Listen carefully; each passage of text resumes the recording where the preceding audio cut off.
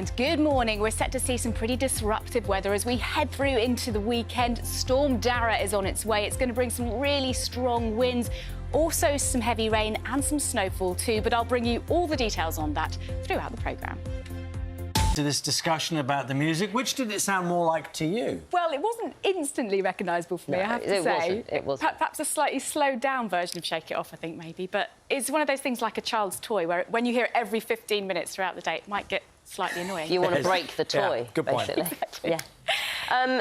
How's the weather doing? This is a very beautiful, dramatic picture, but I must say, my goodness, there was wild weather in Greater Manchester yesterday. There wasn't there? Yes, we've had the heavy rain already, and the weather is going to be causing a few issues, I think, over the next few days. It's a relatively quiet start to the day today, but yes, we have our fourth named storm of the season, Storm Dara.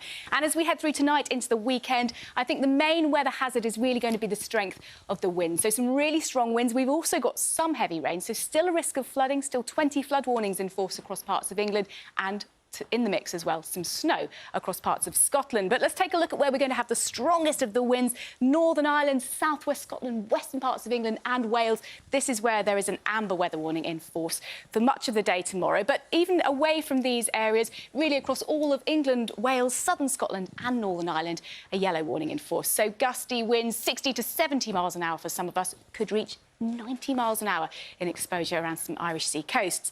But for today, actually, a bit of a respite, a quieter day. We'll keep the sunshine longest for eastern Scotland, eastern parts of England too, but the cloud and rain move in from the west through the afternoon.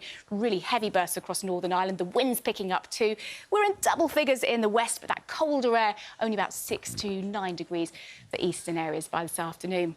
Now, heading through this evening and overnight, that's when Storm Dara really deepens. It's going to sweep its way right across the UK over the next 24 to 48 hours. So it's moving through relatively quickly, but those strong winds and heavy rain are going to rattle their way gradually further eastwards through tonight into tomorrow. You can see the snow across parts of Scotland could be as much as 15 centimetres over the highest ground. So that could cause a bit of disruption. Some snow possible across the Pennines too.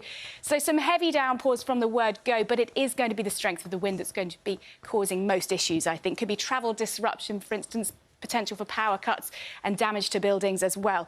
So it will dry up from the west through the day tomorrow. We've still got that rain lingering in the east and even inland. Gusts of wind about 60 to 70 miles an hour on Saturday. It's going to ease gradually later on Saturday. And thankfully, Nagra and Charlie, things are looking a little bit quieter by Sunday. Gosh, because it was really noisy yesterday. Thanks, Sarah.